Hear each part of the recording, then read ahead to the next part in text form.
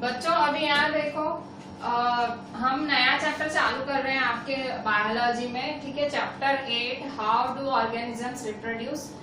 इस साल ये चैप्टर पूरा का पूरा है आपके एग्जाम्स में, और जो चैप्टर पूरा कैंसिल हुआ है वो कंट्रोल एंड कोऑर्डिनेशन है, ठीक है। सो वो चैप्टर हम देखेंगे भी नहीं, और पूरा का पूरा चैप्टर ये है, ठीक है। Chapter 8 how do organisms reproduce, life process है वो भी पूरा का पूरा है, ठीक है। सो सब कुछ करना है इस चैप्टर के अंदर आपको। तो देखो चैप्टर है how do organisms reproduce. Organisms reproduce कैसे करते हैं, ठीक है। रिप्रोड्यूस करना मतलब बच्चे पैदा करना, ठीक है, मतलब रिप्रोडक्शन। सो ऑर्गेनिजम्स अगर आप नॉलेज में है आपके, तो ऑर्गेनिजम्स दो तरह के होते हैं।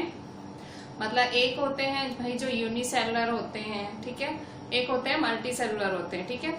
सो जो यूनिसेलुलर होते हैं, सिंगल सेल वाले होते हैं, वो करते हैं एसेक्सुअल रिप्रोडक्शन, ठीक है, क्योंकि मतलब उनमें कुछ मेल फीमेल जैसा होता नहीं है। और जो हम लोग हैं मल्टी सेलुलर है, हम हैं, डॉग, एलिफेंट, सारे एनिमल्स, ठीक है, डेवलप्ड एनिमल्स हैं, उनमें सेक्सुअल रिप्रोडक्शन होता है। जो एसेक्सुअल रिप्रोडक्शन होता है उसमें एक ही पेरेंट बहुत होता है, मतलब एक पेरेंट से ही अगली जनरेशन आ जाती है, डॉटर सेल्स आ जाते हैं। पर सेक्सुअल में आपको दो पेरेंट चाहिए, एक मदर चाहिए, एक फादर चाहिए। मतलब मदर और फादर दोनों मतलब मदर फादर के बीच में प्रोसेस होगा, उसके बाद फिर बच्चा आता है, ठीक है। सो मतलब ये थोड़ा सा लंबा प्रोसेस हो गया। आप देखो तो सेक्सुअल में, क्योंकि पहले मदर फादर का भाई उनसे आना है बच्चा, तो पहले उन दोनों का प्रोसेस होगा, फिर वो बच्चे के आने में भी कई कई महीने लग जाते हैं, ठीक है। हर ऑर्गेनिज्म अपने अपने टाइम पे, जैसे एलिफेंट कुछ मतलब एलिफेंट के अलग महीने होते हैं, हम ह्यूमंस में 9 मंथ भाई रखते हैं भाई। उसके बाद डॉग्स का अपना होता है, ठीक है। तो हर ऑर्गेनिज्म का अपना अपना होता है। इवन फ्रॉग्स भी रिप्रोड्यूस करते हैं सेक्सुअली, ठीक है। तो पर एक चीज जरूर है कि भाई अगर सेक्सुअल रिप्रोडक्शन है, ठीक है, अगर मल्टी सेलुलर ऑर्गेनिज्म रिप्रोड्यूस कर रहा है, सेक्सुअल रिप्रोडक्शन है, तो उसमें मदर और फादर दोनों चाहिए, मतलब दो पेरेंट चाहिए, और मतलब फिर डॉटर सेल प्रोड्यूस होता है, ठीक है। और जबकि एसेक्सुअल में ऐसा कुछ नहीं है, सिंगल पेरेंट वो प्रोड्यूस कर लेता है, ठीक है। सो बेसिकली हम पूरे चैप्टर में यही पढ़ेंगे रिप्रोडक्शन के, एसेक्सुअल में क्या क्या होता है, सेक्सुअल में क्या क्या होता है, प्लांट्स में कैसे होता है रिप्रोडक्शन, एनिमल्स में कैसे होता है, ठीक है। सो ये बेसिकली मतलब एक ये ऐसे आप देखो तो एक बहुत ज्यादा डिफिकल्ट नहीं लगेगा आपको चैप्टर। लाइफ प्रोसेस जैसे था उसमें आपको हार्ट पार्ट था, फिर मतलब एक्सक्रीटरी था, काफी चीजें थी, ठीक है, लाइफ प्रोसेस में। इसमें मेरे ख्याल से चीजें उतनी ज्यादा डिफिकल्ट नहीं होंगी, ठीक है। लाइफ प्रोसेस अगर आप कर गए हो, अच्छे से करा है आपने, तो ये चैप्टर भी आपको अच्छे से हो जाएगा, ठीक है। सो चैप्टर स्टार्ट होता है रिप्रोडक्शन की डेफिनेशन से। रिप्रोडक्शन है क्या? सो पहले तो रिप्रोडक्शन है क्या। सो रिप्रोडक्शन, ठीक है, चैप्टर का नाम है हाउ डू ऑर्गेनिजम्स रिप्रोड्यूस, कि ऑर्गेनिजम्स रिप्रोड्यूस करते कैसे हैं, ठीक है। सो चैप्टर का नाम है हाउ डू ऑर्गेनिजम्स रिप्रोड्यूस। तो हम पहले रिप्रोडक्शन का मतलब समझेंगे। So the biological process in which every living organisms give birth to young ones of their own kind, ठीक है। सो रिप्रोडक्शन क्या है? रिप्रोडक्शन एक बायोलॉजिकल प्रोसेस है, ठीक है। रिप्रोडक्शन एक बायोलॉजिकल प्रोसेस है जिसमें हर लिविंग ऑर्गेनिज्म, बायोलॉजिकल क्या होता है, मतलब बायो मतलब जीवित प्राणी का, ठीक है, मतलब एक बायोलॉजिकल प्रोसेस है इन विच एवरी लिविंग, जीवित प्राणी हर कोई होता है, पर बायोलॉजिकल भाई जिसमें भाई सारे प्रोसेसेस होते हो, ठीक है, जैसे भाई एक्सक्रीशन हुआ, ट्रांसपोर्टेशन हुआ, सब प्रोसेस होते वैसा। So biological process in which every living organism give birth to young ones of their own kind. अब ये डेफिनेशन थोड़ा अच्छे से आप देखो। द बायोलॉजिकल प्रोसेस, शरीर से होने वाले process in which every living organism, her living organism birth देता है अपने यंग वंस को, अपने बच्चों को, ऑफ देयर ओन काइंड। ये चीज बहुत ध्यान देना, ऑफ देयर ओन काइंड, अपने जैसे ही बच्चे को जन्म देता है। आप हाथी का बच्चा देखोगे तो हाथी जैसा ही दिखेगा, आप पैरेट का देखो, पैरेट के जैसा दिखेगा, आप इंसान का बच्चा देखो इंसान जैसा, तो वैसा, ठीक है। मतलब वो अपने ही जैसे ऑर्गेनिजम्स को बर्थ देते हैं। इवन आप भले सेक्सुअल की बात कर रहे हो, ए सेक्सुअल में जैसे अमीबा है, सो अमीबा भी बहुत सारे डॉटर सेल्स को, अमीबा भी आपने पढ़ा होगा, अमीबा आया है आपके छोटे स्टैंडर्ड्स में कि वो भी डॉटर सेल्स को भाई है वो बर्थ देता है, तो एकदम सेम होते हैं स्ट्रक्चर वगैरह में, ठीक है। सो मतलब जिसका भाई इंसान का बच्चा इंसान होता है, ठीक है। सो वैसे ही मतलब अपने जैसे अपने टाइप को ही जन्म देना, बायोलॉजिकल प्रोसेस जिसमें लिविंग ऑर्गेनिज्म अपने जैसे ही एक प्राणी को जन्म देता है, रिप्रोड्यूस करता है, उसे हम कहते हैं रिप्रोडक्शन। अब जन्म देना क्यों जरूरी है, ठीक है, क्यों पैदा करना है, ठीक है, क्यों सेक्सुअल रिप्रोडक्शन करना है, क्यों ए सेक्सुअल रिप्रोडक्शन करना क्यों है, उसका इंपॉर्टेंस क्या है। So what is the importance या सिग्निफिकेंस, ठीक है, इंपॉर्टेंस या सिग्निफिकेंस। सो सिग्निफिकेंस है it ensures the continuity of various species. अब इससे इंश्योर होता है कि भाई ये जो स्पीशीज हैं वो चलते रहेंगे, ठीक है, मतलब रुकेंगे नहीं। जैसे इंसान है कभी खत्म नहीं होंगे, क्यों, क्योंकि इंसान रिप्रोड्यूस कर रहा है, ठीक है। सो इंसान हमेशा धरती पे रहेंगे, ठीक है। सो ये रिप्रोडक्शन होता है तो एक अश्योरिटी होती है कि स्पीशीज जमीन पे रहेंगे, ठीक है। अच्छा, अब यहाँ देखो नेक्स्ट है ए सेक्स। अभी डिफरेंस बिटवीन देखेंगे, difference between asexual reproduction और सेक्सुअल रिप्रोडक्शन, ठीक है। ये एक डिफरेंस बिटवीन है, मैं ऊपर हेडिंग डाल देती हूँ, ठीक है। Difference between asexual and sexual reproduction.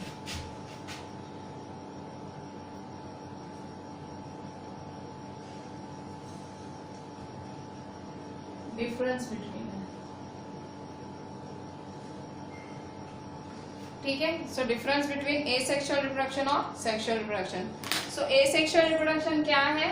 So asexual reproduction involves only a single parent. Asexual reproduction में एक सिंगल पेरेंट इन्वॉल्व होता है, ठीक है। So asexual reproduction involves only a single parent और sexual reproduction involves two parents, male and female, ठीक है। So ए sexual में एक सिंगल पेरेंट इन्वॉल्व होता है और सेक्सुअल रिप्रोडक्शन में दो पेरेंट्स, मेल और फीमेल इन्वॉल्व होते हैं। Asexual reproduction में entire reproduction takes less time and less energy, ठीक है। अच्छा, इसमें देखो asexual में एक ही पेरेंट चाहिए, ठीक है, मतलब अमीबा है तो अमीबा ही चाहिए, ठीक है। अमीबा में मेल फीमेल नहीं है, पैरामीशियम है तो पैरामीशियम, ठीक है, हाइड्रा है तो हाइड्रा, मेल फीमेल कुछ भी नहीं, ठीक है। सो सिंगल पेरेंट से काम हो जाता है। और यहाँ पे involves two parents, male and female दोनों चाहिए, ठीक है, मेल भी चाहिए फीमेल भी चाहिए, ठीक है, चाहे मतलब कोई भी, ठीक है, डॉग हो, फ्रॉग हो, ह्यूमन हो, ठीक है, मेल और फीमेल।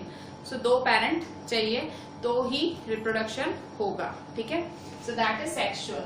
अच्छा, फिर है the entire reproduction takes less time and less energy. Asexual में लेस टाइम आप देखेंगे एकदम तुरंत हो जाता है, ठीक है, मतलब वो बहुत टाइम कंज्यूमिंग नहीं होता है, जैसे ह्यूमंस वगैरह या इवन एनिमल्स में भी महीनों महीनों लग जाते हैं, ठीक है। हाथी के बच्चे को आने में बहुत महीने लगते हैं, इंसान के बच्चे को आने में महीने लगते हैं, पर इनमें ऐसा कुछ नहीं होता है, बहुत ही स्पीडी मतलब रिप्रोडक्शन हो जाता है, कम टाइम लगता है। और क्योंकि टाइम कम लगता है एनर्जी भी बहुत कम लगती है। ह्यूमंस वगैरह में आप देखोगे ये कहते हैं कि भाई जब बर्थ देती है एक मदर अपने भाई चाइल्ड को बर्थ देती है तो उतना दर्द होता है कि काफी जो हड्डियां टूटती हैं शरीर में, उसको उस टाइम वो जो बेबी है उसको अपने शरीर से आउट करने में उतना दर्द होता है मदर को। आपको कहा भी जाता है, जब आपको पोयम वगैरह पढ़ाई जाती है माँ के ऊपर, तो ये चीजें आपको बताई जाती हैं कि भाई आपको लाने में भाई माँ ने इतना दर्द सहन किया, ठीक है। सो मतलब ये एक बहुत ही एक एनर्जी कंज्यूमिंग प्रोसेस है। अगर भाई आप ह्यूमंस की, इवन एनिमल्स की भी, ठीक है, मतलब इवन एलिफेंट, कोई भी एनिमल, ये बहुत ही ज्यादा दर्द देने वाला प्रोसेस है और बहुत ही एनर्जी लेता है, ठीक है, बहुत लंबा चलता है।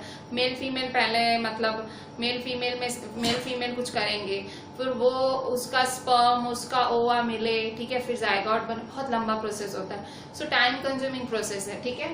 So the process takes longer time and more energy, ठीक है। अच्छा, थर्ड है population can increase at faster rate, ठीक है। क्योंकि ये लोग जल्दी जल्दी रिप्रोड्यूस कर लेते हैं, इनमें एनर्जी भी कम लगती है, इसलिए जल्दी रिप्रोड्यूस करते हैं, ठीक है। सो इसलिए इनकी पॉपुलेशन क्या है, वो बढ़ती जाती है, ठीक है। Population can increase at faster rate. और सेक्सुअल रिप्रोडक्शन में क्या होता है, पॉपुलेशन इंक्रीजेस रिलेटिवली स्लोअर। यहाँ इनकी जो पॉपुलेशन है धीरे धीरे बढ़ती है, ठीक है, उतनी स्पीड से नहीं बढ़ती है जितनी यहाँ बढ़ती है, इनकी पॉपुलेशन बढ़ती है धीरे धीरे, ठीक है। इसमें देखो इट इन्वॉल्व्स लेस वेरिएशन, यहाँ कम आपको वेरिएशन देखने मिलेगा, और यहाँ इट इन्वॉल्व्स मोर वेरिएशन, ठीक है। सेक्सुअल रिप्रोडक्शन में आपको बहुत वेरिएशन देखने मिलेगा। The species is very vulnerable to change in environment, ठीक है। यहाँ पे जो species है, asexual reproduction में जो species है वो vulnerable। अच्छा यहाँ देखो वेरिएशन वाला टॉपिक समझो, it involves less variation। अब वेरिएशन कम कैसे है, अब वो चीज समझो आप। क्यों वेरिएशन क्यों कम है, क्योंकि वेरिएशन मतलब चेंज, जैसा पेरेंट है वैसा बेबी है, कोई बदलाव ही नहीं, ठीक है। अमीबा एकदम सेम टू सेम। आप अमीबा के डॉटर सेल्स, जब आप पहले अमीबा के कभी आपने डायग्राम बनाए होंगे, parent cell, 2 daughter cell, 9th में मेरे ख्याल से बना के आए होंगे, तो आपने देखा होगा एकदम सेम टू सेम ड्रॉ करते हो, कोई वेरिएशन ही नहीं, ठीक है। जबकि जो ह्यूमंस प्रोड्यूस करते हैं, अब देखो डीएनए कॉपिंग होती है, ठीक है। सो डीएनए कॉपिंग मदर में से आते हैं, थोड़े मदर में से कैरेक्टर्स आते हैं, थोड़े फादर में से कैरेक्टर्स आते हैं।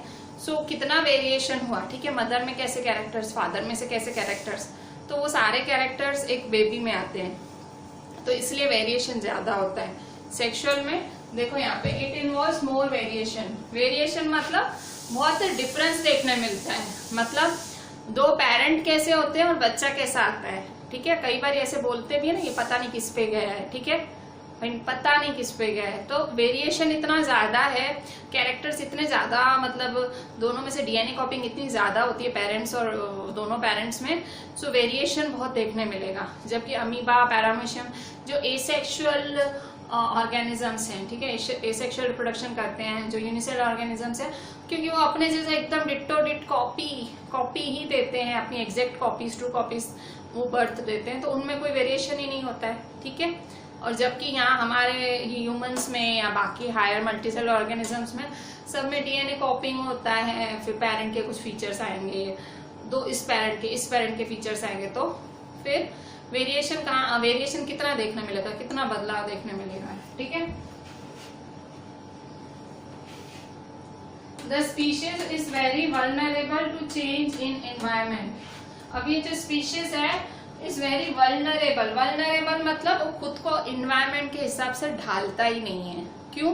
क्योंकि उसने वेरिएशन देखी ही नहीं है। वो आया कैसे, एकदम शांति से, आराम से, कम एनर्जी से आया, फिर एकदम सेम कैरेक्टर्स लेके आया, तो वो इन्वायरमेंट के साथ खुद को ढाल ही नहीं पाता है, ठीक है। ये मैं आपको अगर एग्जांपल दूं, वो एसेक्सुअल में तो नहीं आता है, पर मैं आपको एग्जांपल देती हूँ। डायनासोर्स हैं, ठीक है, डायनासोर्स नहीं रहे धरती पे, क्यों?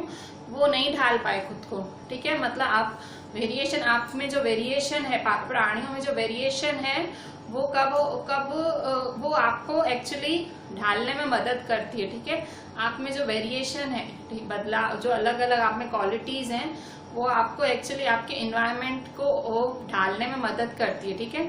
जबकि एसेक्सुअल में कोई वेरिएशन बहुत कम है, सो इसलिए ये जो स्पीशीज है ये बहुत ही वल्नरेबल होते हैं। इन्वायरमेंट में चेंज होता है तो वो उसको एक्सेप्ट ही नहीं करते हैं, ठीक है। तो इसलिए वो टिकते नहीं है बहुत लंबे एनवायरनमेंट में। और जबकि यहाँ सेक्सुअल में species can adapt to an environment with changes, ठीक है। वो अपने आप को जो बदलते वातावरण में ढाल लेते हैं, ठीक है। बच्चा पैदा कैसे होता है, एकदम माँ की एकदम गर्माहट से बाहर निकलता है, ठीक है। तो देखो जरूरी नहीं है हर कोई फुल अमीर हो या हर कोई अपने बच्चे को पूरी फैसिलिटी दे पाए जन्म के टाइम। तो ऐसे जो गरीबों के बच्चे, इवन अभी लॉकडाउन में आप देख रहे थे कि काफी वर्कर्स पैदल अपने गांव जाने निकले, उसमें से काफी प्रेग्नेंट औरतें भी थी, उन्होंने जन्म दिए बच्चे, ठीक है। उनके बच्चे कैसे वातावरण में निकले, वो सरवाइव करके, क्यों? क्योंकि उनमें वो कैपेसिटी, हमारे ह्यूमंस के अंदर वो अडाप्ट करने की क्षमता है एनवायरनमेंट से, ठीक है। सो इसलिए हम लोग सरवाइव कर जाते हैं, ठीक है। थोड़ी अब ठंडी बढ़ जाए, गर्मी बढ़ जाए, या कुछ भी ऐसा आ जाए तो हमारे जो शरीर है वो लड़ता है, ठीक है, अडाप्ट करने की कोशिश तो करता है भाई मैं खुद को ढाल लूं उसके हिसाब से, ठीक है। सो हमारे जो सेक्सुअल रिप्रोडक्टिव ऑर्गेनिजम्स है वो खुद को अडाप्ट करने का पूरा ट्राई करते हैं। जो एसेक्सुअल है वो नहीं करते हैं, ठीक है, क्योंकि उनमें वेरिएशन ही नहीं होता है, वो उनको क्वालिटीज मिली नहीं होती हैं, तो वो कर भी नहीं पाते, वल्नरेबल होते हैं, वो चेंज कर ही नहीं पाते हैं खुद को वातावरण के हिसाब से। This does not leads to evolution, और इसलिए ये लोग वहीं के वहीं रह जाते हैं। जो लोग अपने आप को वातावरण के हिसाब से ढाल नहीं पाते हैं, बदलते चेंजिंग टाइम्स के हिसाब से खुद को चेंज नहीं कर पाते हैं, वो वहीं के वहीं रह जाते हैं। देखो आप लोगों ने भी खुद को ढाला है, ठीक है, अभी टाइम ऐसा है कि आपको ऑनलाइन पे आधार लेना पड़ रहा है, ठीक है। अगर आप ऐसे एकदम अड़ियल बन के बैठ जाओ कि नहीं ये कौन सी एजुकेशन हुई, ऑनलाइन थोड़ी कोई पढ़ता है, कुछ ना करो, तो आप बदलते टाइम के साथ एडजस्ट नहीं कर पाओगे, आप इवॉल्व नहीं कर पाओगे। बाकी लोग इवॉल्व कर जाएंगे, आप रह जाओगे, पर आपने तुरंत उस चीज से अडाप्ट कर लिया कि भाई ये रियलिटी है, अभी हमें भाई फिजिकल एजुकेशन नहीं मिलने वाली है, हम कहीं नहीं जा सकते, हमें घर पे बैठ के ऑनलाइन ही पढ़ना है, जैसे बात। सो आपने अडॉप्ट कर लिया। इवन कई बच्चे अभी भी ऐसे दुनिया के कोनों में पड़े जो खुद को ढाल ही नहीं रहे हैं इस हिसाब से, ठीक है। सो उनका वो इवॉल्व नहीं कर पाएंगे, या तो वो पूरा एक साल लूज कर लेंगे या तो नेक्स्ट ईयर उनको प्रॉब्लम होगी, ठीक है। तो मैं आपको एक एग्जाम्पल दे रही हूँ, ठीक है। ह्यूमन बीइंग क्या करता है, अडॉप्ट करता है खुद को, इसमें इवॉल्व कर पाता है, जबकि एसेक्सुअल रिप्रोडक्टिव ऑर्गेनिजम्स इनमें ना वेरिएशन होती है, ना ये अडॉप्ट कर पाते हैं, ना ये इवॉल्व कर पाते हैं। अगर मैं ह्यूमन बीइंग्स की बात करूं, वो इवॉल्व करते, इवोल्यूशन होता है। कैसे, हम पहले क्या थे, एप्स, ठीक है। सो एप्स से हम इवॉल्व होते होते ह्यूमन बीइंग्स बने, ठीक है। सो एप्स कैसे थे और हम कैसे हैं, ठीक है। सो हम कहते हैं भी सिमिलैरिटीज हैं, पर हमने क्या किया, हमने इवॉल्व करते गए खुद को, हम इवॉल्व करते गए, मतलब बेहतरी के लिए इम्प्रूवमेंट करते गए। इवोल्यूशन मतलब एक बेहतरी के लिए इम्प्रूवमेंट करते जाने का, ठीक है। अब हमारे 2 पैर 2 हाथ हैं, ठीक है, जिनका हम अच्छे से यूज करते हैं, पहले भी थे, पर बेहतरी के भी एप्स टू ह्यूमन, ये हमारा इवोल्यूशन है। जबकि अमीबा का कोई इवोल्यूशन है ही नहीं, अमीबा आप अमीबा ही पढ़ते हो, ठीक है। सो इस तरह से ये कुछ 6 डिफरेंस थे दोनों के। So these were the 6 differences of asexual reproduction. These are the 6 differences of sexual reproduction. Example here is amoeba. Example here is humans. ठीक है. So that was just very basic thing. Reproduction का definition, उसका importance और difference between asexual और sexual reproduction. 2 types of reproduction होते हैं, asexual, sexual, और उसके हमने differences देखे। अब हम देखते हैं आगे।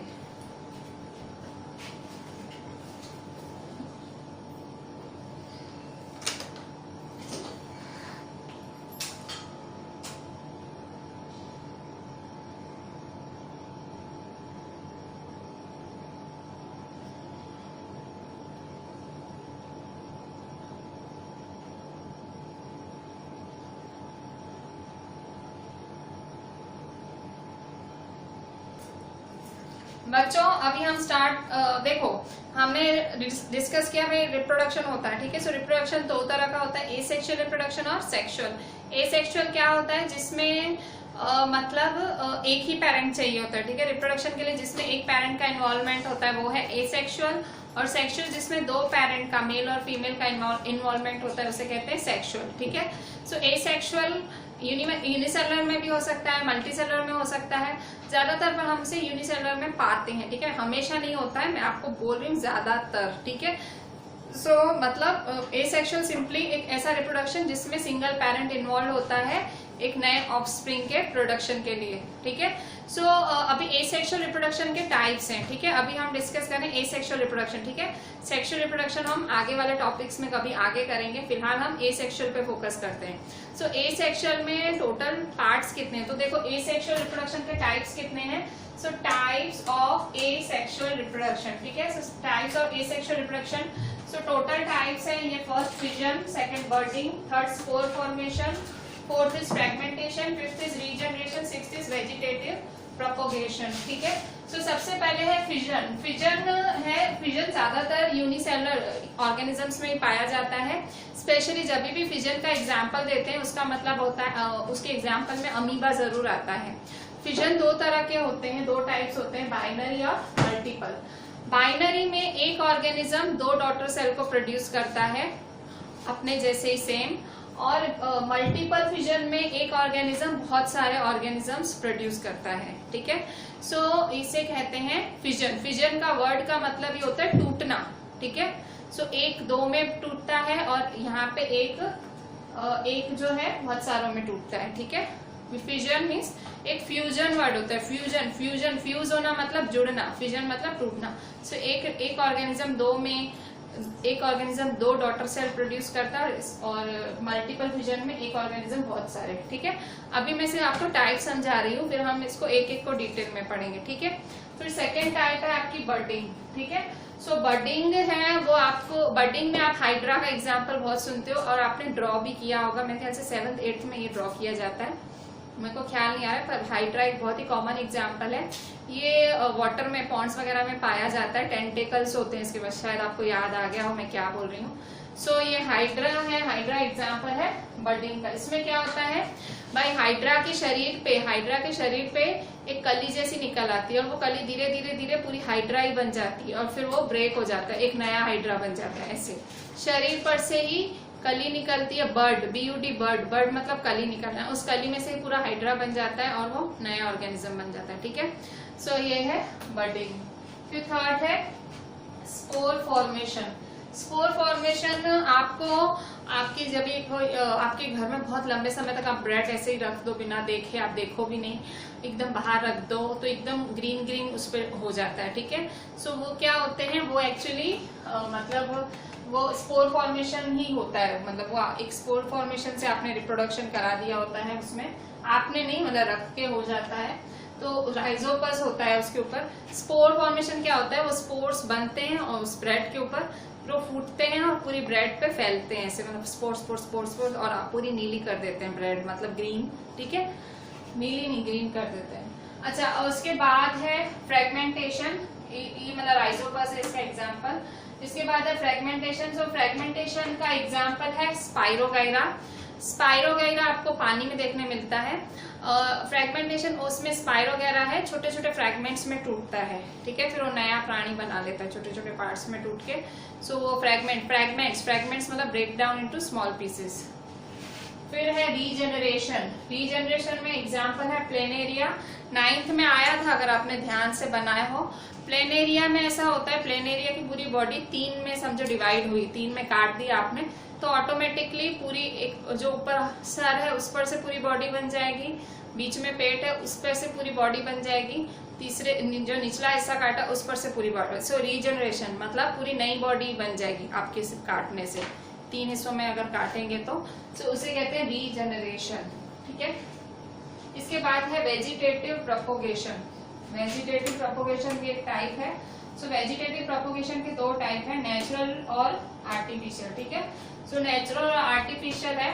सो पहले तो वेजिटेटिव प्रोपोगेशन क्या होता है, देखो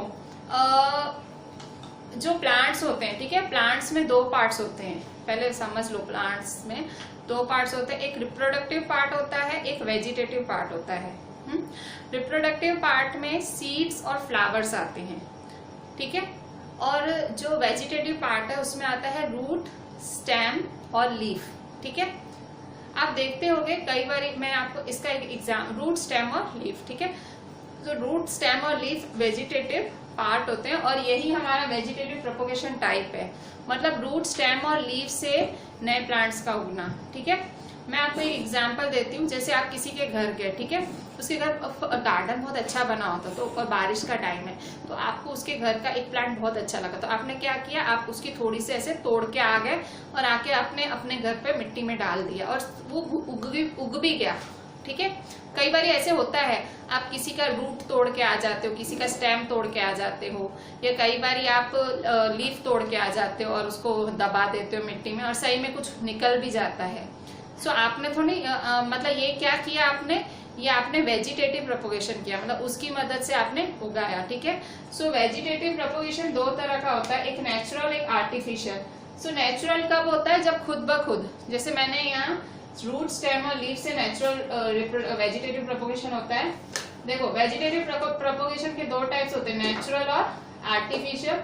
नेचुरल के तीन होते हैं, रूट, स्टेम और लीफ। रूट, भाई रूट से भी उग जाते हैं नए नए प्लांट्स, फिर स्टेम से उगाते हैं लीफ। अच्छा, ब्रायोफिलम एक ऐसा लीफ है, उसके ना हिस्से नीचे झरते हैं, जमीन पे गिर जाते हैं, और वो जमीन पे गिरते हैं वो नया प्लांट ही बना देते हैं, मतलब उसके हिस्से से नया प्लांट उग जाता है, खुद हम नहीं काटने जाते हैं। ब्रायोफिलम ऐसा लीफ है जो पूरा उग जाता है ना, तो उसके ऐसे गिरते रहते हैं, उसके पत्ते ऊपर से, उसके पत्तों में से कुछ कुछ गिरता रहता है, वो जमीन पे गिरने से नया प्लांट ही उगाता है, ठीक है। तो उसे हम कहते हैं, नेचुरल में है रूट, स्टेम और लीफ, ठीक है। इसके बाद आर्टिफिशियल में है, आर्टिफिशियल वेजिटेटिव प्रोपोगेशन में तीन है। आर्टिफिशियल जो है मतलब वेजिटेटिव प्रोपोगेशन का सेकेंड पार्ट है आर्टिफिशियल, उसमें है तीन टाइप्स, कटिंग, ग्राफ्टिंग और लेयरिंग, ठीक है। कटिंग, ग्राफ्टिंग और लेयरिंग, ठीक है। सो कटिंग में आपने, जैसे मैंने अभी कहा, आप किसके घर गए और काट के आए और आपने लगा दी, सो वो आपने किया ना आर्टिफिशियली, वो हम इंसान करते हैं, कटिंग, ग्राफ्टिंग, लेयरिंग, ठीक है। सो हम लोग कुछ करते हैं, हमारे करने से नए प्लांट्स उगते हैं, सो वो आर्टिफिशियल तरीके होते हैं। और ये नेचुरल तरीके होते हैं जो खुद ब खुद प्लांट्स मतलब गिरने से कहीं या टूट जाने से कुछ नया उगाता है, सो उसे कहते हैं नेचुरल वेजिटेटिव प्रोपोगेशन। और आर्टिफिशियल वेजिटेटिव प्रोपोगेशन के तीन टाइप्स, कटिंग, ग्राफ्टिंग, लेयरिंग, ठीक है। सो ये अभी हमें आगे सब कुछ अभी डिटेल में पढ़ना है एसेक्सुअल रिप्रोडक्शन में। सो सेक्सुअल रिप्रोडक्शन तो बाद का ही बात है, फिलहाल एसेक्सुअल में हमें पूरा सब ढंग से पढ़ना है, ठीक है। सो वेजिटेटिव प्रोपोगेशन दो तरह का होता है, natural vegetative propagation, artificial vegetative propagation. Natural vegetative propagation कैसे होता है, रूट से हो सकता है, स्टेम से हो सकता है, लीफ से हो सकता है। और आर्टिफिशियल वेजिटेटिव प्रोपोगेशन के कितने टाइप्स हैं, तीन टाइप्स, या तो कटिंग, ग्राफ्टिंग, लेयरिंग, ठीक है। सो ये जो फूल वाले होते हैं, ठीक है, सो ये फूल वाले ऐसी टेक्निक से आप देखेंगे शादियों वगैरह के लिए फूल देते हैं, तो इतने फूल उनके पास कहाँ से आ जाते हैं, तो ऑब्वियसली ये आर्टिफिशियल वेजिटेटिव प्रोपोगेशन यूज करते हैं, ठीक है। गुलाब पूरे गुलाब की दुकान होती है फूलों की, सो कैसे उनके पास इतने सारे आ जाते हैं, तो ऑब्वियसली ये ऐसी टेक्निक से यूज करते हैं, ठीक है। सो हम अभी ये सारे टाइप्स एक एक पढ़ेंगे, ठीक है। सो सबसे पहले हम पढ़ेंगे फिजन।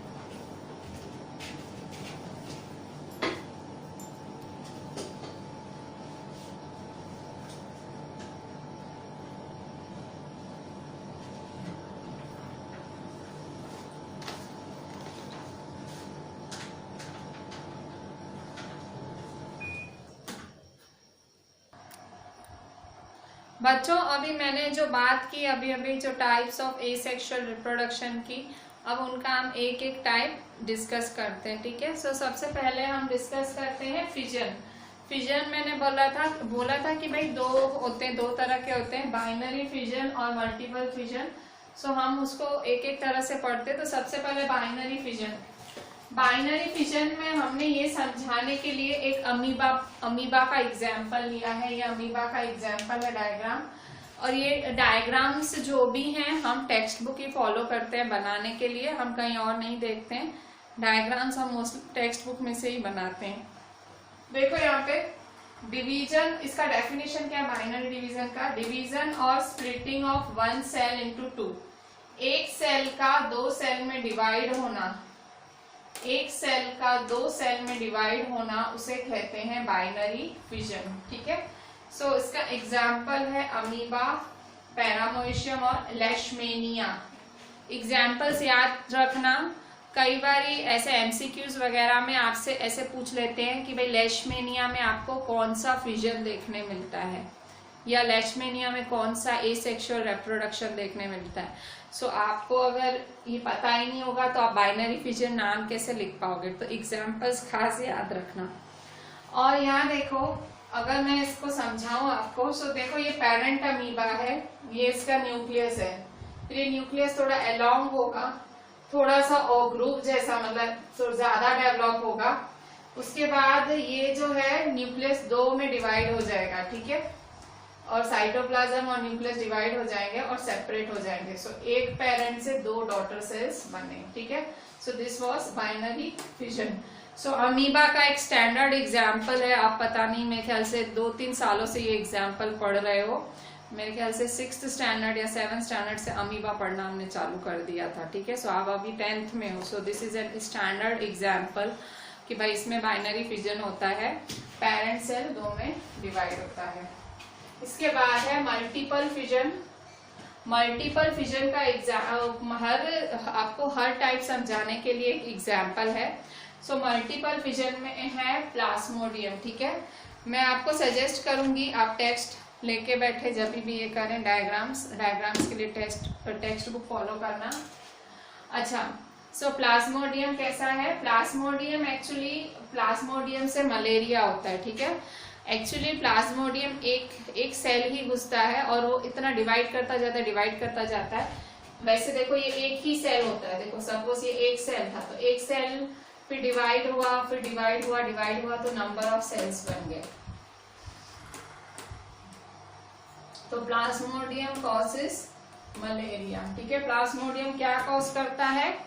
मलेरिया कॉज करता है। और इसकी डेफिनेशन क्या है?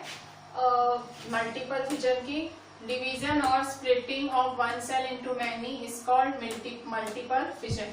मल्टीपल फिजन क्या है? डिवीजन और splitting of one cell into many. और बाइनरी फिजन क्या था? डिवीजन और splitting of one cell into 2। इसमें 2 सेल्स और इसमें मैनी सेल्स। इसका एग्जाम्पल क्या है? इसका एग्जाम्पल है प्लाज्मोडियम और क्लैमिडोमोनास, ठीक है। सो ये 2 आपके एग्जाम्पल हैं। इसके बाद है बर्डिंग इन हाइड्रा, ठीक है। ये एग्जाम्पल्स याद रखना। बर्डिंग इन हाइड्रा मैंने भी शायद डिस्कस किया था अभी। ये हमारा जो एसेक्सुअल रिप्रोडक्शन का टाइप है बर्डिंग, ठीक है। सो बर्डिंग की डेफिनेशन क्या है? A new organism develops from an outgrowth और बर्ड इज कॉल्ड बर्डिंग, ठीक है। अच्छा, इसको कैसे लिखोगे डेफिनेशन में? The type of asexual reproduction in which a new organism develops from an outgrowth or bud is called budding, ठीक है। budding में क्या होता है? एक नया ऑर्गेनिज्म ही पैदा हो जाता है। कैसे?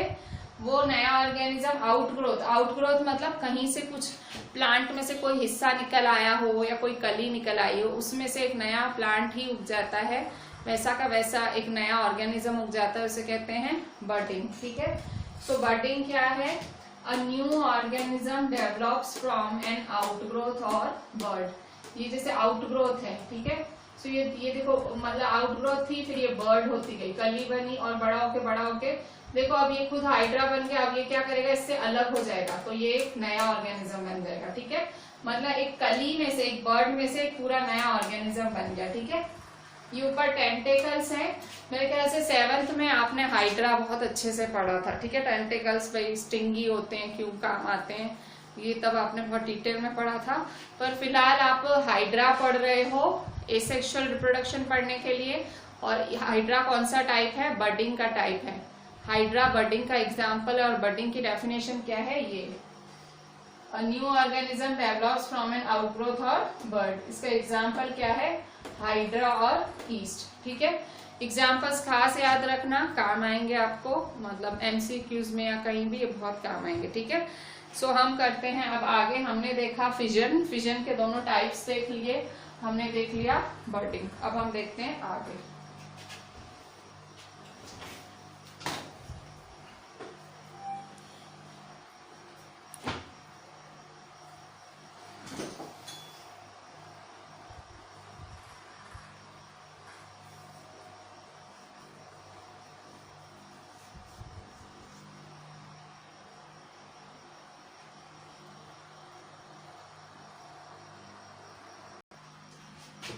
बच्चों अभी हम जो नेक्स्ट है हमारा स्पोर फॉर्मेशन देखेंगे, ठीक है।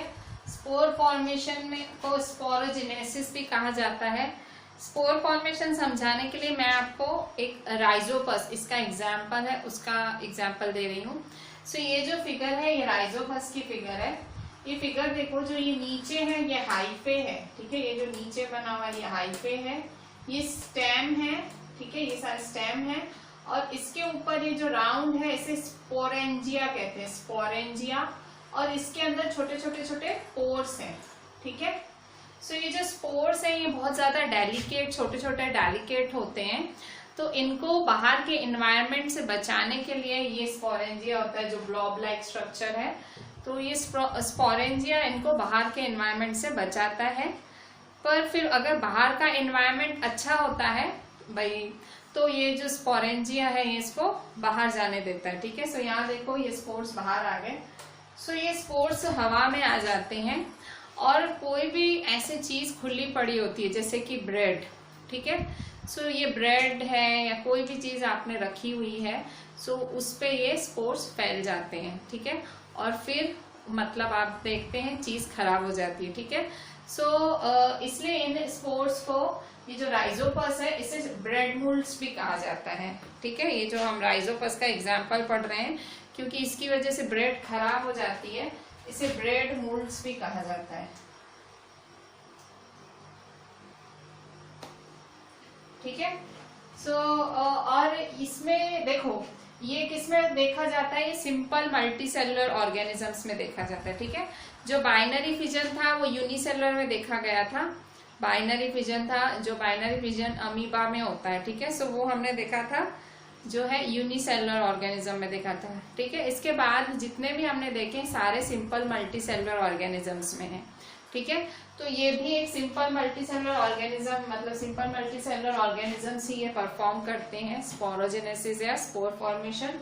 क्या है इसकी definition, parent plant generates thousands of spores, ठीक है। पेरेंट प्लांट मतलब ये parent plant generates thousand of spores which individually grow into a plant, मतलब वो जाके फिर एक अलग ही जगह वो अपना वो फैला देते हैं। जैसे स्पोर्स कहीं से निकले होंगे और फिर कहीं कोई खुली चीज मिली, भाई ब्रेड या कोई रोटी या कुछ, तो उसको जाके खराब कर दिया, तो वो वहां जाके नए प्लांट में ग्रो हो गए, ठीक है। So parent plant generates thousands of spores which individually grow in a plant, ठीक है। सो इसमें आप देखो यहाँ पे थोड़ी थोड़ी रिप्रोडक्शन आप देख सकोगे। सो ये रिप्रोडक्शन ही हुआ ना, ये एक्चुअली इसके स्पोर फॉर्मेशन में ये स्पोर्स है, ये स्पोर्स और ये स्पोरेंजिया है, ये रिप्रोडक्टिव पार्ट है, रिप्रोडक्टिव पार्ट है इसका। जो स्टेम है, हाइफे है, उसका कुछ खास रोल नहीं है, पर ये जो स्पोर्स और स्पोरेंजिया है ये है एक रिप्रोडक्टिव पार्ट, और इनकी वजह से ही जो है मतलब जो डेवलप होते हैं, ठीक है। मूल्स वगैरह बाकी चीजों पे वो डेवलप होते हैं, फंगाई वगैरह, ठीक है। सो इसमें आप देखोगे ये रिप्रोडक्टिव पार्ट्स कहलाएंगे इनके, ठीक है, स्पोर्स और स्पोरेंजिया, ठीक है। मतलब multicellular organism, simple multicellular organisms में आपको ये देखने को मिलता है। बाइनरी फिजन अमीबा में देखा था वो था यूनिसेलुलर ऑर्गेनिजम्स में। इसके अलावा आप जितना भी देख रहे हो सारे मल्टीसेलुलर ऑर्गेनिजम्स में ही है, ठीक है, सिंपल मल्टीसेलुलर ऑर्गेनिजम्स में है एसेक्सुअल टाइप ऑफ रिप्रोडक्शन, ठीक है। इसके बाद आप देखो हम देखेंगे फ्रेगमेंटेशन। सो फ्रेगमेंटेशन का मतलब क्या होता है, फ्रेगमेंटेशन पहले तो डेफिनेशन देख लेते हैं हम। सो फ्रेगमेंटेशन क्या है, a fragment of parent breaks off and develops into entirely new but genetically identical individual, ठीक है। जो फ्रेगमेंट पेरेंट है, फ्रेगमेंट ऑफ पेरेंट मतलब ये पूरा पेरेंट है, ठीक है। ये हमने स्पाइरोगैरा का एग्जाम्पल लिखा है, स्पाइरोगैरा है, तो ये स्पाइरोगैरा आप एक प्लांट बोल सकते हो, ठीक है, सिंपल मल्टीसेलुलर प्लांट है। तो ये स्पाइरोगैरा है। इसके अलावा ये सी एनीमोन में भी देखा जाता है, ठीक है, सी एनीमोन इसका एक और एग्जाम्पल है। तो इसके एग्जाम्पल्स में आप स्पाइरोगैरा और सी एनीमोन भी लिख सकते हो। ये नाम आपने स्टैंडर्ड 9th में पढ़ के आए हो, बहुत ज्यादा नए नाम नहीं है। स्टैंडर्ड 9th में अगर आपने बायो थोड़ा भी किया है अच्छे से, तो ये नाम आपको सुने हुए लग रहे होंगे। ये है सिंपल मल्टीसेलुलर प्लांट है और ये सिंपल मल्टीसेलुलर एनिमल है। मतलब ये आपको जो है ये आपको रिवर्स वगैरह में या पॉन्ड्स में ऐसे देखने मिलेंगे, ठीक है, पानी में मतलब, ठीक है। अच्छा, इसमें क्या है, फ्रेगमेंटेशन का मतलब है a fragment of parent breaks off and develops into an entirely new but genetically identical individual। इसमें क्या होता है, पेरेंट है वो फ्रैगमेंट्स में, जैसे यहाँ देखो यहाँ से ब्रेक हो गया। अच्छा, आप अब ध्यान से देखो पूरा ब्रेक नहीं हुआ है, मतलब ब्रेक हुआ पर उसके बाद तुरंत डेवलप नहीं हो जाएगा। देखो फिर वो ग्रो होगा। देखो ये इसी तरह से आधा अधूरा ही टूटा है, अब फिर ये देखो पूरा पेरेंट में पूरा ऑर्गेनिज्म बना। मैं आपको ये क्यों बता रही हूँ कि पूरा नहीं ग्रो हुआ फिर आगे जाके पूरा ग्रो हुआ, मैं आपको ये दिखाना चाह रही हूँ कि मैं आपको डिफरेंस बताना चाह रही हूँ बाइनरी फिजन में। क्योंकि आप ऐसे सोचोगे कि बाइनरी फिजन में भी तो ऐसे ही था। बाइनरी फिजन में क्या था, एक अमीबा ऐसे दो में ब्रेक हो रहा था, ठीक है। तो आप सोच रहे होगे भाई दोनों सेम ही हुए ना भाई, फिर तो ये स्पाइरोगाइरा भी तो बाइनरी फिजन क्यों नहीं कर लेता है। तो पहला रीजन, एक तो ये मल्टी सेलुलर है, हाँ ये पहला रीजन। और दूसरा रीजन है कि उसमें बाइनरी फिजन में तुरंत, ठीक है, वो तो क्या मैंने आपको समझाया था कि ऐसे ऐसे ऐसे। वैसे होता ये है कि एक अमीबा दो डॉटर सेल में डिवाइड होता है, सिंपल। तो मैंने आपको भाई समझाया थे 2-3 स्टेप्स। तो इसमें ऐसा होता है कि भाई एक स्पाइरोगाइरा है, फ्रेगमेंट्स मतलब टुकड़ों टुकड़ों में बढ़ता है, फिर वो टुकड़े पूरे कंप्लीट नहीं होते, फिर धीरे धीरे वो पूरा ग्रो होता है, तो ये नया ऑर्गेनिज्म बनता है, ठीक है। सो ये मतलब तुरंत फ्रेगमेंट्स में टूटता है पर फिर वो ग्रो करके पूरा नया ऑर्गेनिज्म बनाता है, ठीक है। और यहाँ एक और पॉइंट आई है, there is no regenerative cells present as such. इसमें कोई रीजनरेटिव सेल्स नहीं होते हैं। अच्छा, अभी रीजनरेटिव सेल्स समझाने के लिए हम ये रीजनरेशन वाला टॉपिक कर लेते हैं, ठीक है। रीजनरेशन टॉपिक करेंगे तो ये जो रीजनरेटिव सेल्स का जो नाम है वो आपको समझ आएगा क्या है।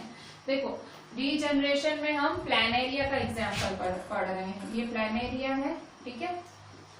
अभी आप प्लैनेरिया में देखो, प्लैनेरिया ये भी एक मल्टीसेलुलर ऑर्गेनिज्म है। सो यहाँ देखो ये प्लैनेरिया है, ठीक है। सो यहाँ देखो ये 3 में ब्रेक हुआ, ये देखो 1 2 3, ये भी फ्रेगमेंट्स में। अभी आपको थोड़ा थोड़ा ऐसा ही लगेगा, ये फ्रेगमेंट में ये फ्रेगमेंट में, पर अब यहाँ देखो इसके ये देखो इसकी जो ये इसका अपर पार्ट है वो नीचे डेवलप हो गया, बीच वाले में से ऊपर नीचे डेवलप हो गया, नीचे वाले में से ऊपर, और फिर वो कंप्लीट अलग अलग 3 ऑर्गेनिज्म बन गए, ठीक है। मतलब ये 3 पार्ट्स में डिवाइड हुआ और 3 नए ऑर्गेनिजम्स बने। The growth of a damaged और missing organ part from the remaining tissue, ठीक है। मतलब कभी ऐसे होता है कि इनकी जो एक्टिविटीज वगैरह करने में ये जो प्लैनेरिया ऑर्गेनिज्म है, कभी वो कहीं से टूट जाते हैं तो वो वापस डेवलप हो जाता है, ठीक है। मतलब डैमेज ऑर्गन उनका वापस डेवलप हो जाता है और इनके पास रीजनरेटिव सेल्स होते हैं। मतलब इनके शरीर के हिस्सों में रीजनरेटिव सेल्स होते हैं जो उनको रीजनरेट करने देते हैं, मतलब वापस उगने देते हैं, ठीक है। और यहाँ पे ऐसे कोई रीजनरेटिव सेल्स नहीं होते हैं, ठीक है। मतलब भाई ऐसा नहीं होता है कि भाई कि फिर वो रीजनरेटिव सेल्स की ये भी उग जाएंगे, ठीक है, ऐसे नहीं है। इसमें ऐसे है कि भाई इनके बॉडी पार्ट्स में ऐसे सेल होते हैं रीजनरेटिव सेल्स जो उनके उस पार्ट को उगने देते हैं। अगर मैं आपको थोड़ा ज्यादा जो आप समझ पाओ वैसा एक एग्जाम्पल दूं तो मैं आपको लिजार्ड का एग्जाम्पल देती हूँ। लिजार्ड का इससे कुछ लेना देना नहीं है।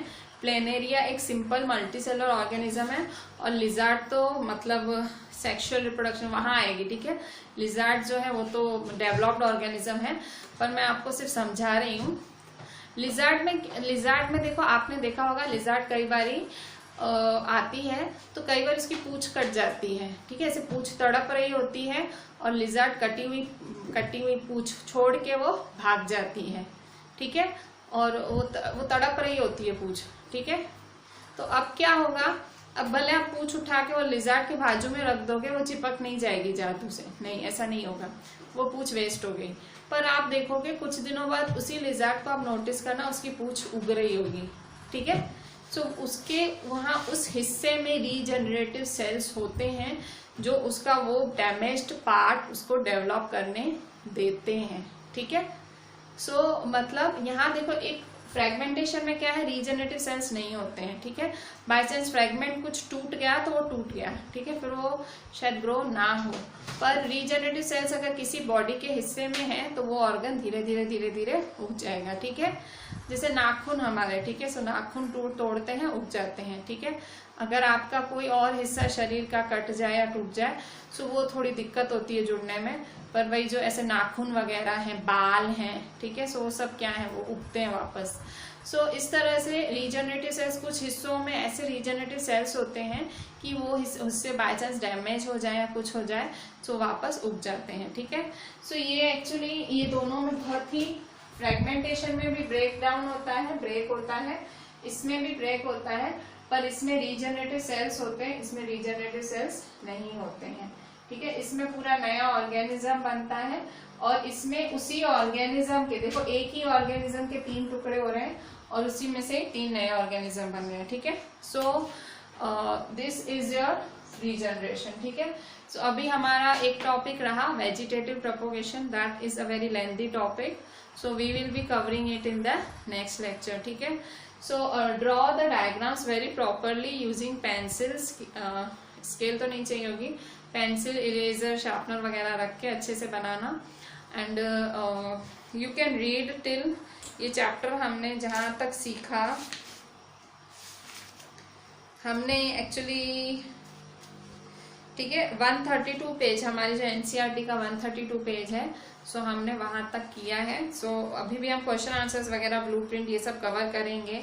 वेजिटेटिव प्रोपोगेशन बाकी है और थोड़े से हम डिफरेंस बिटवीन देखेंगे, एडवांटेजेस वगैरह देखेंगे, ठीक है।